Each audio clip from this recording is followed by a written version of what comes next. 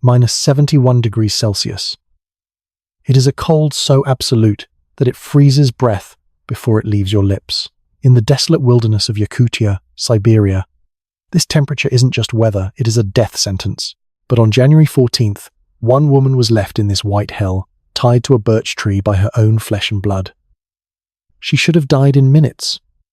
She didn't, because in the silence of the taiga, someone else was listening. This is the true story of Evelyn's miracle. The silence of the Sakha Republic is not peaceful, it is heavy. It presses against your eardrums, a physical weight composed of ancient ice and air, so thin and dry it feels like inhaling glass. For 2-year-old Evelyn, the silence was usually a comfort. She had lived in the village of Oymyakon, the pole of cold, her entire life. She knew the rules of the frost. You do not run, you do not sweat, and you never, ever go out alone after dark. But on this Tuesday afternoon, the darkness had come early, swallowing the sky by 3 p.m., and Evelyn was not alone. She was sitting in the passenger seat of a battered Land Cruiser, watching the familiar timber houses of her village fade into the rearview mirror. Driving the car was Caleb. Caleb was technically family, her late sister's grandson. Though Evelyn had only met him 3 months ago, he had arrived from the city with a charming smile, a Western haircut, and a sob story about a failed business and a desire to reconnect with his roots. Evelyn, lonely since her husband passed a decade prior, had welcomed him. She washed his clothes. And last week, when her arthritis had become unbearable, she had signed the power of attorney papers he claimed were necessary to help manage her pension. "Where are we going, Caleb?" Evelyn asked, her voice trembling slightly. The heater in the truck was rattling, barely fighting off the ambient temperature outside. The dashboard thermometer read negative 54 degrees Celsius.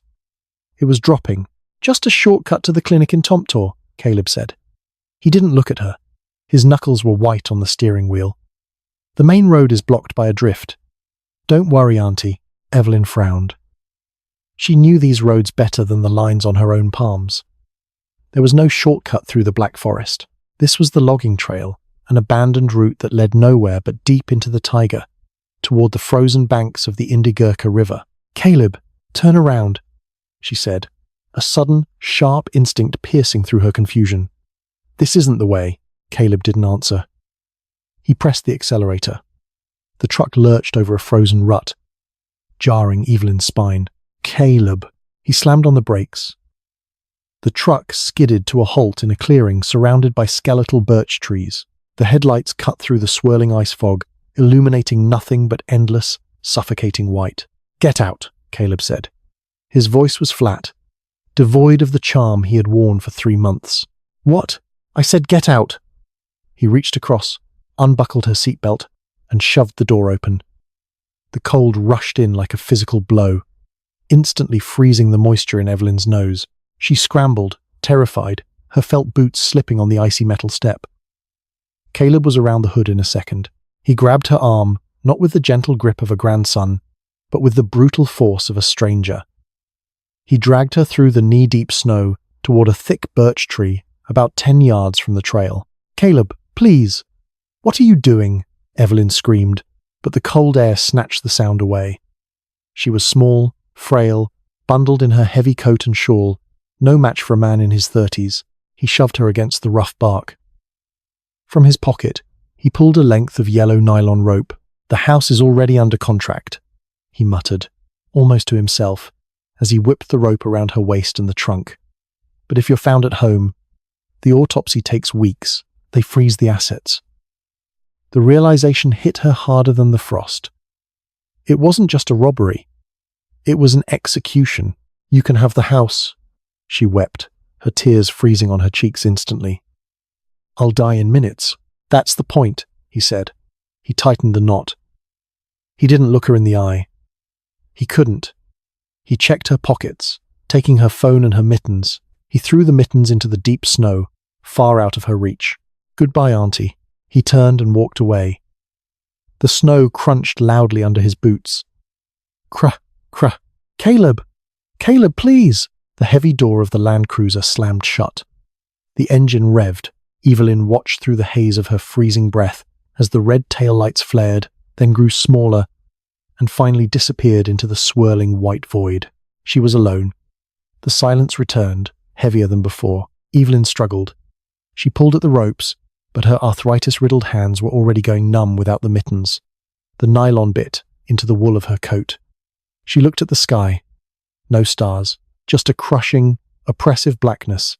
The temperature was dropping. The meteorological station in Oymyakon would later record that night as hitting a localized low of -71 degrees Celsius in the valleys. Evelyn closed her eyes. She began to pray, not for rescue that was impossible, but for it to be quick. 3 miles away, in a small wooden cabin that smelled of wood smoke and curing leather, Andrew was pouring coffee. Andrew was a man of the old world, a retired geologist who had spent 40 years mapping the Siberian shelf. He now lived a solitary life on the edge of the wilderness. He preferred the company of the tiger to the noise of the city. He had only one companion, a massive 120-pound Caucasian shepherd named Titan. Titan was not a pet. He was a guardian, with fur as thick as a bear's and a bite force that could snap a wolf's spine. He was the only reason Andrew felt safe checking his trap lines in the deep winter. That evening, Titan was agitated. Usually, at this hour, the great dog would be curled up by the cast-iron stove, sleeping heavily. But tonight, he was pacing. His massive claws clicked rhythmically on the wooden floorboards. He went to the heavy timber door, whined low in his throat, and scratched at the wood. "Quiet, Titan," Andrew grumbled, taking a sip of the scalding coffee. "It's -70 out there. Even the wolves are sleeping." Titan didn't stop. He let out a sharp, resonant bark, a sound that vibrated in Andrew's chest. The dog looked at Andrew, his amber eyes wide and unblinking, then looked back at the door. Andrew put his mug down. He knew dogs. He knew that when a dog like Titan, bred for centuries to guard against predators, acted this way, something was wrong. "Bear?" Andrew whispered. Titan barked again, louder this time, urgency lacing the sound. Andrew sighed. He couldn't ignore it. If a predator was stalking the cabin, he needed to know. He stood up, groaning as his knees popped, and reached for his heavy parka. He pulled on his fur hat, his double-layered gloves, and grabbed his rifle from the rack. "All right, boy. Show me." Andrew opened the door. The cold hit them instantly, a wall of white mist. Titan didn't hesitate. He didn't stop to sniff the air or relieve himself. He bolted. He didn't run toward the woodpile where the hares usually hid. He didn't run toward the river. He launched himself straight into the darkness of the forest, toward the old logging trail. "Titan! No! Stay!" Andrew shouted. The dog ignored him. This was unheard of. Titan was trained to stay within 20 yards of the gun. But tonight, the dog was possessed. He vanished into the ice fog. Andrew cursed. He couldn't leave the dog out there. At these temperatures, even a thick-coated dog could freeze if they stopped moving, or fall through a hidden ice pocket. Andrew clicked on his heavy-duty flashlight and began to trudge through the deep snow, following the massive paw prints. The walk was brutal. The air tasted of metal. Andrew's eyelashes frosted over within minutes, forcing him to blink constantly to keep his vision clear. He walked for 20 minutes, then 30. His lungs burned. "Titan!" he bellowed, his voice cracking. Then he heard it. Not a bark, a howl, a long, mournful sound that echoed eerily through the frozen birch trees. It wasn't a howl of aggression. It was a distress call. Andrew picked up his pace, adrenaline warring with the cold. The beam of his flashlight cut through the dark and landed on a scene that made his blood run colder than the air. Titan was there. But he wasn't attacking anything. The massive dog was standing on his hind legs, his front paws resting against a birch tree. He was pressing his massive, warm body against something tied to the trunk. Andrew squinted, wiping the frost from his eyes. Then, the bundle moved. "Dear God," Andrew whispered. He ran, stumbling through the drifts, dropping his rifle in the snow. As he got closer, Titan dropped to all fours and looked at Andrew, tail wagging slowly. Low to the ground, he whined and nudged the figure with his wet nose. Andrew fell to his knees beside the tree. The flashlight beam revealed a face pale as death, framed by a frost-covered shawl. Her eyes were closed, her eyelashes frozen shut. Her skin was a translucent, waxy blue. "Ma'am?" Andrew shouted, ripping off his gloves to feel for a pulse. He touched her neck, It was ice cold. Stiff. She's gone, he thought, panic rising in his throat. She's frozen, solid, but then Titan did something extraordinary. The dog moved in, pushing Andrew's hand away, and began to frantically lick the woman's face. The rough, warm tongue rasped over her frozen skin again and again, clearing the ice from her eyes and nose. Titan lay down on top of her feet, covering her legs with his dense fur belly. And then, a gasp. It was a terrible, rattling sound, like a dry branch snapping. Evelyn's chest hitched. Her eyes fluttered open, just a slit. She didn't see Andrew. She didn't see the trees. She saw only the steaming breath of the beast hovering over her. Angel. She whispered. The word barely a ghost of a sound. She's alive, Andrew gasped. He grabbed his hunting knife. He sawed frantically at the yellow nylon rope. It was frozen, stiff, hard as steel cable. He sawed and hacked until the fibers snapped. She was completely rigid. The cold had penetrated deep. I can't carry her in the rifle, Andrew muttered. He scooped the tiny woman up. She felt light, frighteningly light, like a bird made of hollow bones.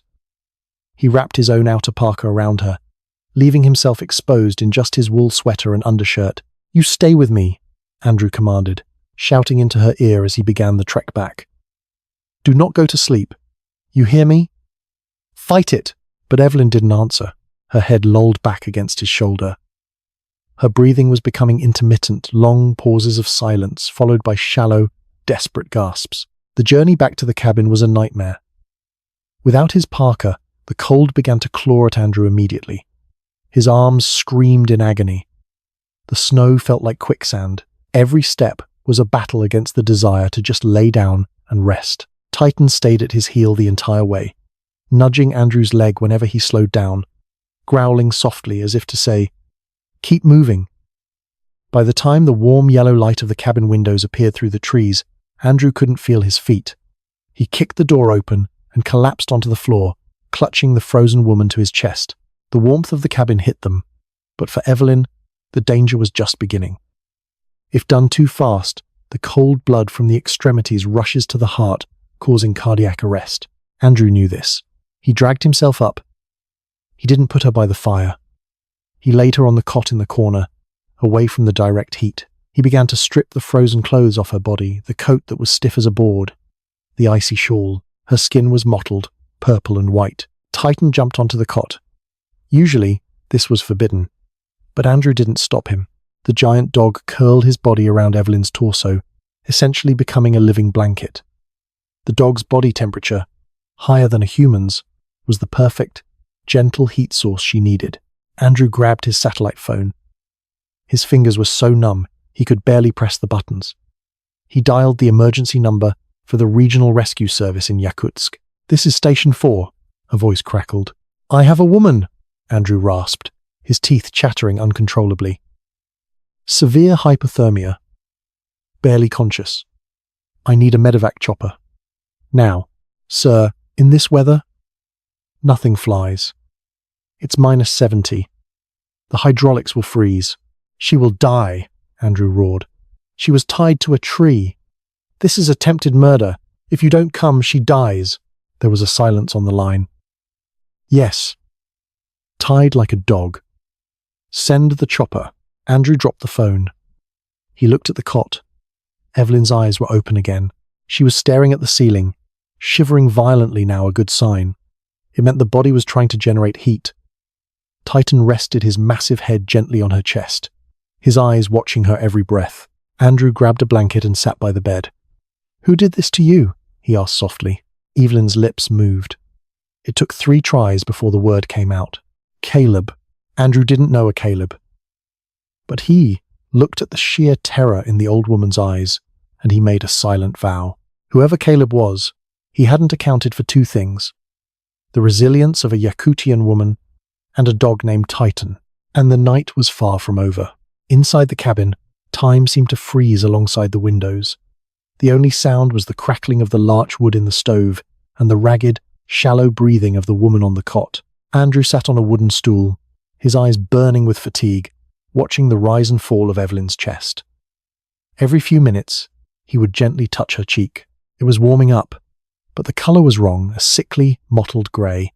He knew the dangers of rewarming shock. As the blood returned to her extremities, it carried lactic acid and cold, stagnant blood back to her heart. This was the moment she was most likely to die. Titan had not moved.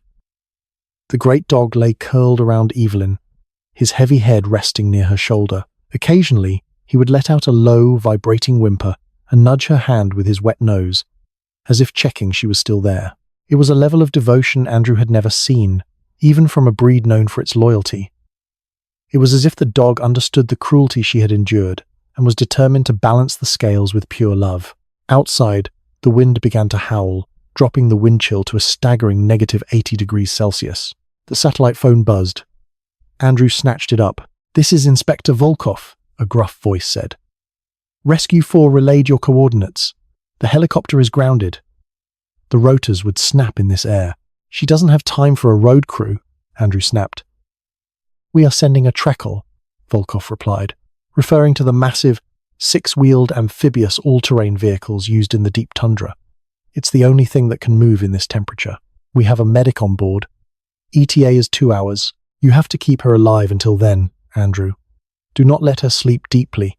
If she slips into a coma now, she won't wake up. 2 hours." Andrew looked at Evelyn. Her eyes were fluttering. "Evelyn?" he said, leaning close. "Evelyn, can you hear me?" Her lips moved, dry and cracked. "I know," Andrew said gently. He dipped a rag in warm water and dabbed her forehead. "Tell me about your house, Evelyn. Tell me about your garden. Keep talking." She drifted, her mind wandering in the delirium of hypothermia. She spoke of her late husband, Ivan, and the summers when the tiger bloomed with wildflowers. He smiled, she murmured, tears leaking from her closed eyes. "He smiled when he tied the knot. He called me auntie while he killed me." Andrew's grip on the rag tightened until his knuckles turned white. The sheer malice of it, the calculation made him sick. "He won't get away with it," Andrew promised, though she couldn't hear him. An hour passed. Then another. The cabin temperature fluctuated as the wind battered the walls. Titan remained a constant, living furnace, his breathing syncing with Evelyn's. Suddenly, Evelyn convulsed. Her back arched off the cot, her eyes rolling back in her head. "No, no, no," Andrew shouted. "Cardiac arrhythmia." Her heart was stuttering, confused by the cold blood returning to the chambers. Andrew didn't know CPR for a fragile 80-year-old, but he knew he had to stimulate her. He rubbed her sternum vigorously. "Titan! Bark! Speak!" The dog understood the urgency. He let out a thunderous bark right next to her ear, a sound so loud it rattled the cups on the table. Evelyn gasped, her body relaxing, her eyes snapping open in shock. The adrenaline jolt from the dog's bark had kick-started her rhythm. She looked at the dog, terrified for a split second, before recognition flooded her gaze. She reached out a trembling hand and buried her fingers in Titan's fur. "Good boy," Andrew exhaled, collapsing back onto his stool. 30 minutes later, the roar of a diesel engine cut through the wind. Headlights, brighter than the sun, swept across the cabin windows. The Trekkel had arrived. The door burst open, and 3 figures in heavy thermal gear rushed in. Inspector Volkov, a bear of a man with a thick grey mustache, led the way, followed by 2 medics carrying a heated stretcher. They worked with military efficiency. IV lines were established, warm saline pumped into her veins. "Is she stable?" Volkov asked the lead medic. "Barely," the medic replied. "Her core temp is still only 30 degrees. We need to get her to the ICU in Tomtor immediately." As they lifted the stretcher, Evelyn panicked. Her hand flailed out, grasping at the air. Titan let out a low whine and tried to follow the stretcher, but Andrew held him back by the collar. "He can't go to the hospital, Evelyn," Andrew said softly. "I'll keep him safe." "No," Volkov interrupted. He looked at the dog, then at the old woman's desperate face. "He keeps her calm. If she panics, her heart stops." Andrew smiled. The giant dog trotted out into the snow and leaped into the massive vehicle, curling up instantly beside the stretcher. As the Trekkel rumbled away into the night, disappearing into the ice fog, Andrew stood in the doorway. He turned to Inspector Volkov, who had stayed behind to take a statement. "You need to find him," Andrew said, his voice cold. "His name is Caleb." "He's probably celebrating right now." Volkov lit a cigarette, the smoke freezing instantly in the air. "Oh, we will find him," the inspector said, his eyes narrowing. "But we won't just arrest him. If he thinks she's dead, let's let him believe it. For a little longer." 2 days later, the sun rose over the glittering, frozen streets of Yakutsk. It was a warm day, only -45 degrees Celsius. Caleb sat in the office of a local notary, tapping his foot impatiently. He was wearing a new leather jacket, bought with the cash he'd withdrawn from Evelyn's account that morning. He looked the picture of the grieving relative tired eyes, slumped shoulders. "It's a tragedy," Caleb was saying to the notary, a stern woman with glasses. "She just wandered off. You know how it is with dementia. I tried to stop her. I searched for hours. I am very sorry for your loss, Mr. Vance," the notary said, reviewing the papers. "But without a body, the transfer of the deed is difficult. We usually have to wait for the spring thaw to find." Caleb forced a tear to roll down his cheek. He wiped it away dramatically. "I understand. But surely, with the power of attorney she signed, and the missing persons report filed by the police, we can expedite the sale? I can't bear to go back to that house. Too many memories." The notary hesitated. "Well, the police report does say the likelihood of survival is 0. Let me make a call to the registry." She picked up the phone. Caleb turned away to hide his smirk. It was working. He was going to sell the old timber house, liquidate her assets, and be on a plane to Thailand by the weekend. He had pulled off the perfect crime. The cold cleaned up all the evidence. The door to the office opened. Caleb turned, expecting to see a clerk. Instead, 2 uniformed officers stood there, and behind them, Inspector Volkov. "Caleb Vance?" Volkov asked pleasantly. "Yes?" Caleb stood up, feigning confusion. "Is there news? Did you find her?" "We did," Volkov said. He stepped aside. A wheelchair rolled into the room. Pushing it was Andrew, looking rugged and fierce in his flannel shirt. And in the chair sat Evelyn. She looked frail, wrapped in blankets, her face still bearing the red marks of frostnip. But her eyes were burning with a clarity that sliced through Caleb like a knife. And sitting beside her, like a statue made of granite and fur, was Titan. Caleb's face went white. All the blood drained from his head. He staggered back, hitting the notary's desk. "Auntie?" "But The cold. The cold didn't want me, Caleb," Evelyn said. Her voice was raspy, but steady. She reached down and rested her hand on Titan's head. The dog let out a low, menacing growl that filled the small room. His amber eyes locked onto Caleb's throat. "You tied me to a tree," Evelyn said, her voice rising. "You left me to freeze. You threw my mittens in the snow." "No! She's crazy." "We found the rope, Caleb," Volkov interrupted, holding up an evidence bag containing the yellow nylon cord. "And we found your tire tracks, and we found the mittens." "She's confused," Caleb yelled, backing toward the window. "Not her." Volkov smiled coldly. "Him." He pointed to Titan. "My men found dog hair on your coat when we brought you in for questioning earlier, hair transferred from the victim. And we matched the tire treads to your rental. But really, we just wanted to see your face when you saw her alive." Volkov nodded to his officers. "Caleb Vance, you are under arrest for attempted murder, elder abuse, and fraud." As the handcuffs clicked around Caleb's wrists, he didn't look at the police. He was dragged out of the office, kicking and screaming, while Evelyn watched, her face impassive. Epilogue. 3 weeks later. The winter was still harsh, but inside Andrew's cabin, it was warm. The smell of fresh-baked bread filled the air. Evelyn's recipe. She wasn't strong enough to live alone yet, and honestly, she didn't want to. The two of them, both survivors of their own kinds of solitude, sat by the fire drinking tea. "You know," Evelyn said, looking at the rug where Titan was snoring loudly, twitching his paws in a dream. "I never liked big dogs. I always thought they were scary." Andrew smiled, whittling a piece of wood. "He is scary, Evelyn." "To the wrong people." Evelyn reached down. Titan opened one eye, thumped his tail once, and went back to sleep. She had already updated her will. The house in Oymyakon would be sold. The money would go to the local animal shelter, with a generous stipend left for Andrew to ensure Titan never went hungry. But for now, there was no money, no crime, no bitter cold. There was just the fire, the friend, and the brave dog who had heard a heartbeat in the silence when no one else was listening. In the end, Caleb had been right about one thing. The wilderness of Yakutia is a place where true nature is revealed. He just hadn't realized that nature isn't only about the cold that kills, it's about the warmth that saves.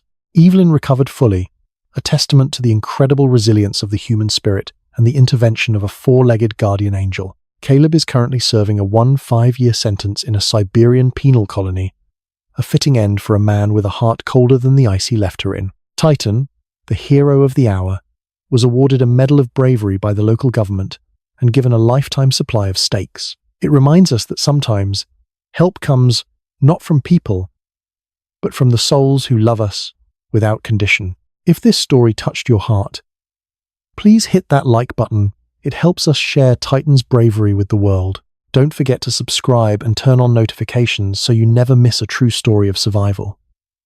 Share this video with a dog lover in your life. Stay safe and stay warm.